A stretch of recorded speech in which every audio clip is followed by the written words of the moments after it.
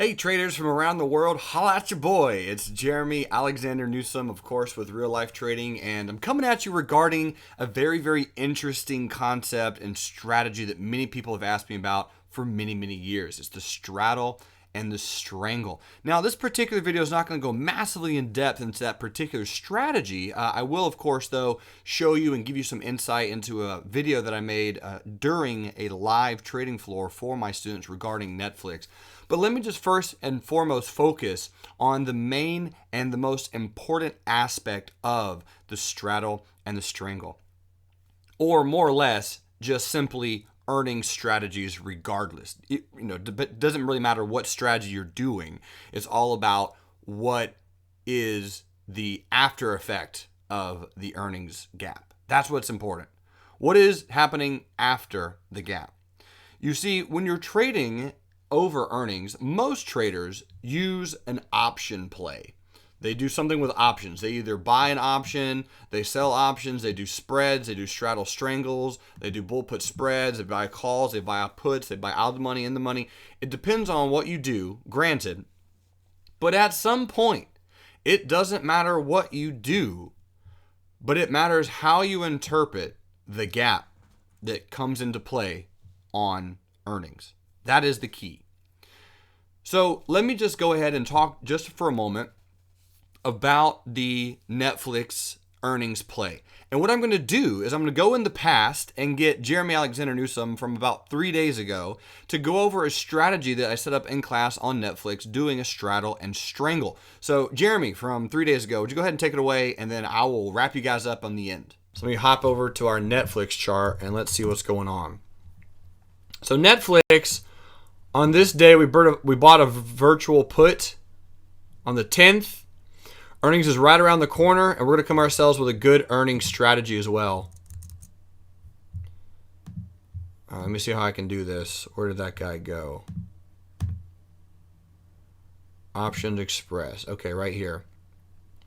So here's what we're going to do. We're first going to do a straddle. And a straddle is when we buy both at the money, same strike. So we're going to do a 41.75 put and a 41.75 call. That's going to be a straddle. So we're going to go ahead and buy. I wonder if I can add a leg. I can. Buy to open the call. And since we're buying both, this is how much it would cost. $4,000. $4,500 and some change. It's a lot of money. So we know one of those is going to lose, and worst case scenario, they both could lose if Netflix doesn't gap down at all. So that's a straddle. I'll come back over here so you guys can kind of see the straddle that we got. So we got the got another put that we bought the other day that's already down $1,000. So we're losing 50% on that trade. I was assuming it was going to pause for today, but no big deal. So we got the 475 call and the 475 put. Straddles are a good way to play earnings, but they're very expensive up front. And if it does gap, you can rest assured that one is likely going to be in the money, so you're not going to lose on all of them. The main risk that you have for straddles is that that it doesn't gap. That's one of the main risks. It doesn't gap. So if you bought a 470, since we're at a resistance, here's how I would do it personally. If we bought a call and we gap down, the call is pretty much worthless, and the put's going to increase in value. So we're at a resistance. My thought is we're going to do one of two things. If we gap up, the call is going to run. Would you guys agree, in your opinion? I mean, it's gapping above resistance. You're trapping a lot of people. I think it would run. If the stock gaps down, there is a lot of support and things in the way that could slow it down. So what I would likely do personally, let's say if this was a real money trade, I was doing straddle with the real money, I would sell another put below 455 because I already got one at 455. So I would go ahead and actually sell. Let me go ahead and do one more. option chains, probably the 420 put on Netflix. So what kind of money is in there? Just to bring in some premium. I don't even have that far. That would create a bear put spread. So there's a little bit of premium. $3.60. $3.60. I'm going to sell that one. Place order. So I'm only offsetting my cost by $345, but here's what it looks like.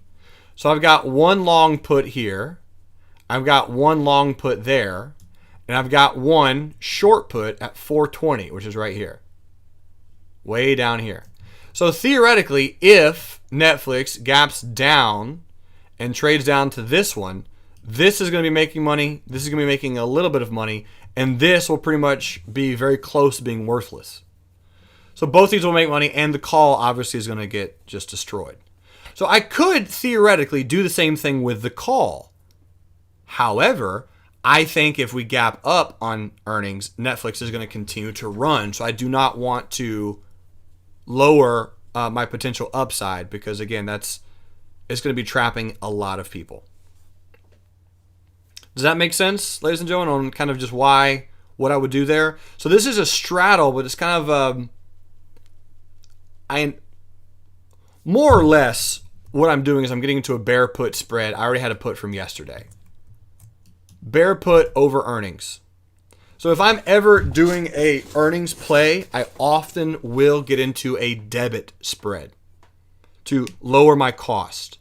Because if you get into a straddle or strangle, both of them cost money up front. Steven says, do you go ahead and get the call and the put now for the straddle? Yes. You can do it all the way up to the day before. I'm just doing it today, Steven, since it's Tech Giant Tuesday. No other reason than that. But oftentimes you can absolutely do it the day before, yes. Now let's go ahead and do the strangle. A strangle is when you buy out of the money into the gap to happen. So this is a much less costly trade. This is my favorite when I'm doing earnings. Because if I'm doing this, then I can go in and know where I want something to gap, why, and what I want to do with it. So here's the option chain. Let's go into Netflix. And we're going to go buy out of the money. So let's buy the 457 put and the 500 call. Right now we're at 475. So if we gapped up tomorrow to 500 and we open at 500, there's going to be not a lot of premium there. So it's going to have to gap pretty far. More or less, it's going to have to gap to about, let's see, we're under 25 points now.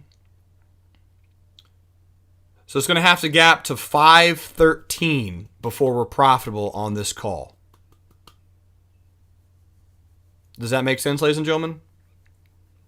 Because right now it's at $13 premium, and it's at 500. So if we gap to 500, it'll be at the money. So there will be zero intrinsic value, or at least not very much. So maybe it'll be worth $3, maybe it'll be worth $5. So Netflix has got to open at about 513 for us to be breaking even on this.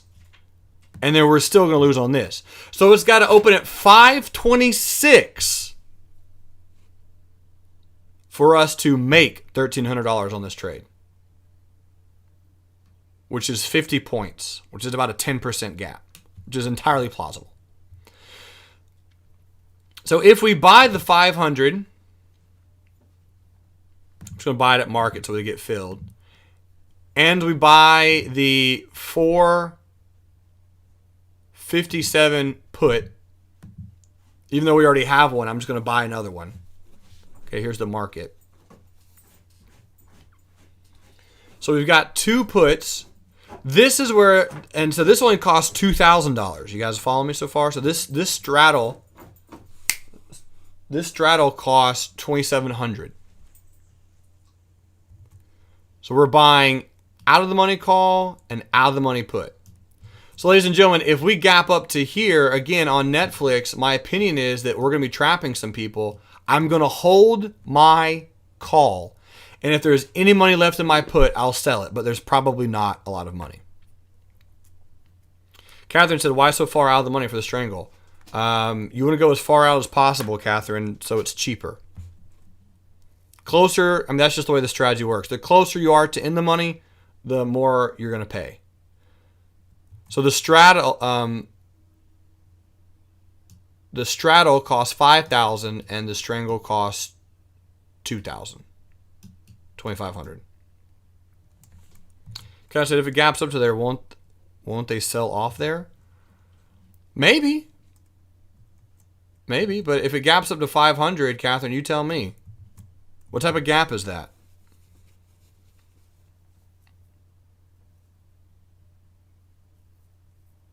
It's a gap and go.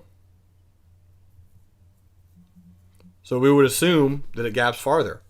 So again, on this trade, Netflix needs to gap to 526 for us to make money on the straddle and the strangle. If it gaps up above there, that's just all gravy. If it gaps down below 520, our risk is our profit is capped because I sold the 520. I sold a 420. I sold a 420 put, so our potential profit is capped down there on the put. So we're gonna find out what happens. Here's the positions tab. Oops, let me open up another thing so you guys can just see what it looks like at the moment. So I'll go to my positions, and here you guys go on the Netflix. So Netflix, there we have it. Guys, good? Any questions, concerns, thoughts, opposing views? I think I did the sold call at a limit. Let me just go ahead and change that to market. Trade. Where's my order status? It was under trade. Order status. It is. I'm sorry. I wasn't seeing it. Modify. I'm just going to do a market. I had a limit order on that one. Wow, that limit is already changing drastically. It's already dropped like 35 cents since we're doing it. Okay, so there we go. So back to the positions. So now this is Options Express is going to consider this a spread, right? So I bought a 475 put and I sold the 420 spread. So again, in my opinion, if I ever do a pre-earnings trade, I oftentimes do a debit spread to just mitigate my losses a little bit. Because we're at 75 now and we got to 50. We got 50 points. This 475 put will be worth at least $25, meaning it'll be about $4 more than it is now. So I'll make about 400 on that trade, approximately, if we gap down to 420. And then I would want this to expire worthless. So kind of best case scenario, I'm going to make about $700 and I'm risking about $1,700 on that particular put spread if I was doing that by itself. Is this helpful? Any questions? All right, so that's a little bit of a tidbit on what we did on Netflix, right? So we actually implemented both the straddle and the strangle. Now, what's important is these two pieces of information. What I'm about to show you is the account balances on Netflix as the trade was opening. So this is at 8:45 a.m.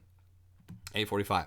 So had you exited this trade right at the open of the market, you would have actually lost a little bit of money. So this is 15 minutes after the open of the market. So what did I do here? Well, again, you can see this is the same strategies, the same trades that we set up in the class just from a few moments ago, and now you get to see the after effect of them. So obviously, all the puts that we bought are going to be worthless. You guys can see we bought the 455 put I had the 457.50 put. Those are the ones that I bought, right? So I bought one put each, and those are worthless. They were, I originally bought them for $23 and $13, and they're worth 5 cents and 4 cents. So really, you don't even worry about those, right? You focus on just exiting out your profitable position, because the ones that are losing, you might not be able to spend the commission on it, right? They're so far out of the money, it doesn't matter. Just let them die and go to options heaven. Now down here was the put spread. You guys remember me doing the put spread, right? I mentioned in the video that I thought Netflix was going to gap up. So I did not do a call spread. I didn't mitigate my upside potential. What I did, though, is I mitigated my downside potential. So you can see that here in the put that we bought, the other 475 put, bought it for $21.90, and it was worth 5 cents, 15 minutes after the market opened, therefore realizing a loss of $2,100. However, to offset that loss, you'll see that the 420 put, the one that I sold, brought in $331 of premium. So it helped offset my overall losses, which was key, because at about 15 minutes after the market opened, I was making, about $24 on this trade before commissions. I was making about $24 after commission. So, I was up, and really it was because of this $331 sale. Now, I obviously didn't know the math was going to work out exactly that way. I just figured I would pull up the option chain and look at it after the gap had happened. Well, mentioning the gap and in class talking about the type of gaps, the reason that I hold on to the calls is because of the gap. That's the important thing, ladies and gentlemen, with straddles and strangles, is after the gap happens, understanding the sentiment of what does the gap mean. And this particular gap, this was going to be just perfect for me if it opened right there, but I was still very, very bullish. I mentioned if it gapped up, it was bullish. I was ready to go. I was going to hit it. I'm in. Why was it bullish? Well, because anyone who went short Netflix there, they tried to go short Netflix again. Why? Because if it worked once, it worked twice, why wouldn't it work a third time? So this is what I refer to as a gap and go. This is a very common gap that we talk about at real life trading, and it's when a bunch of black candles appear and a stock gaps up, trapping people, gapping above pivots, gapping above resistance, and short sellers have no choice but to buy to cover. And that's exactly what happens, right? The stock jumps up, Netflix, a bunch of short sellers are buying to cover, boom, boom, boom, boom, boom, and the stock goes higher.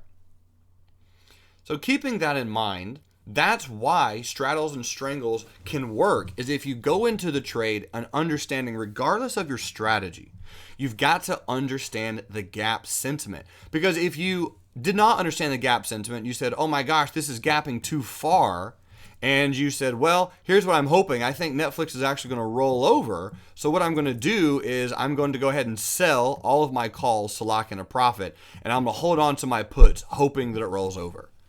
Well, if you did that, that's not necessarily a bad thing. You'd have made, well, in this scenario, you would have made $24, and then after commissions, you probably would have lost some money.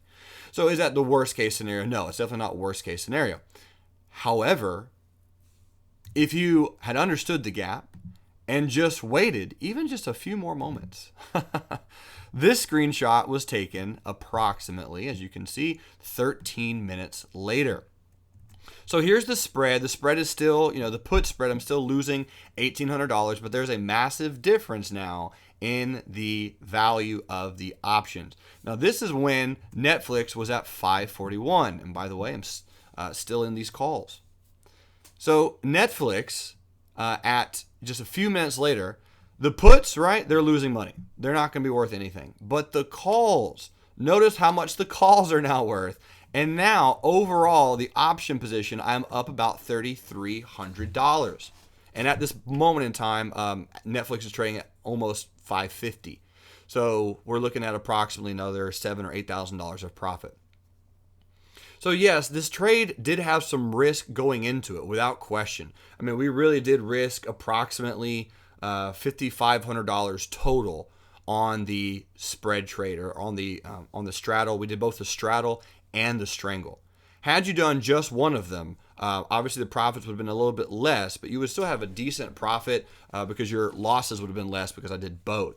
So overall, if you understand the gap on an earnings strategy. That is what is massively important, because again, now on this trade, rather than being up only 24 bucks, I'm up almost, let's just say 1,500 and some change. I'm not going to do the math right now. But even, that was 3 hours ago, pretty much. So let me just give you another example. And this is on Kraft. And I had a trader. Her name is Karen. What is Kraft? Krft, I think. Kraft Foods. So Kraft did a similar Karen did a similar strategy on Kraft.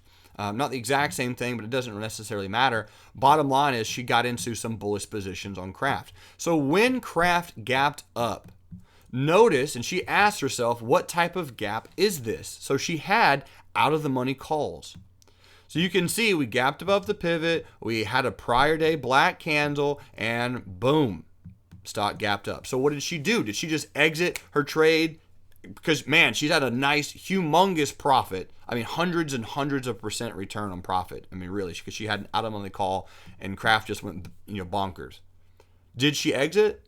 Well, no, actually. She continued to hold on to the trade. Why would anyone do that? Because she understood the gap sentiment, boys and girls. And that is what's key in any earnings strategy, is understanding once the gap happens, should I continue to hold? Should I exit? What should I do? Is this going to bounce? Is this going to continue? And that, ladies and gentlemen, is how you can take an earnings play and make it just an absolutely sensational home run. Hopefully this was beneficial and, of course, enriching. If you have any questions, feel free to let me know. Otherwise, friends, traders from around the world, remember, love life, live life, and trade it. Hey guys, for those who stuck around to the end to catch a little bit of bonus information, I appreciate it. I wanted to make you this ending little tidbit on this particular video, giving you an update on what hasn't happened yet. So for those of you who are watching the recording and this has already happened, you can go back and see, did it work? How did it play out? But for those who are watching it now and this hasn't happened yet, thumbs up. This is a little bit of a bonus information. So let's go hop over and look at the Apple chart. So looking at Apple, we can see that earnings has not happened yet. So since this video was a little bit about earnings and strategies and strangles and straddles, what can we do? Well, on Apple, there's two schools of thought here. First and foremost, 119.14 is a very, very strong old resistance, new support. So Apple is going to have to really get below there for a bearish trade to excite me. Therefore, if we did a straddle, we could buy 125 or 126 call or put. I think it would be probably best to do a strangle and buy, let's say, a 118 put and then maybe a 134 call. And that's the strangle that I would do on Apple. Because if Apple gaps below 119 and some change, obviously there's going to be a lot of bullish traders trapped, right? Anyone who bought in here, anyone who bought in here, anyone who bought in here, and of course, anyone who's having their stop below 119 or 120, they're going to exit the trade based on the stop. However, if we gap up based on earnings and we clear this pivot, this pivot, this pivot, this pivot, all the bearish traders, and specifically if we open above this pivot, everyone who sold Apple short making money on the downside, they're also going to be trapped. And my prediction is if that does indeed happen, Apple really could reach, the 150s by the end of 2015. So I would absolutely hang on to that particular out of the money call if that is absolutely the case. So it's going to be really, really interesting to see what Apple does. If you want to do a straddle or strangle over earnings on Apple and you've never done one before, please do it virtually. Learn and understand it, because here's the interesting thing that I'm not getting into in this particular session for a reason. Earnings strategies are difficult and complicated because they're also really heavily relying on implied volatility. Because when you're doing a straddle or strangle or credit spread or whatever you're doing, you're using options over earnings. And options have a massive increase in implied volatility going into earnings. So the implied volatility has a massive reduction in the actual option value over earnings. And you kind of saw that on Netflix, right? Netflix, just yesterday, the example I'm showing you, we bought options that were $23 in value. And as soon as the market opened, they were worth nothing, 4 or 5 cents. That wouldn't happen usually, but going over earnings, you have such massive implied volatility, those options are going to cost a lot of money, or definitely more than they would. So it's interesting to know if you bought a strangle on Apple and Apple does not gap at all on earnings, you could lose on both the call and the put. It's something to keep in mind, and it's something to practice, because when you do a straddle strangle, you're more or less hoping that the stock gaps pretty significantly, usually more than 10% in one direction or another. But once the gap does indeed happen, then you got to ask yourself, what type of gap is it? What am I expecting it to do? And then from there, Babe Ruth that sucker. Guys and girls, legends and legendettes, I'll see you in the next video. Thanks so much for watching. Have a great day. And until next time, love life, live life, and trade it.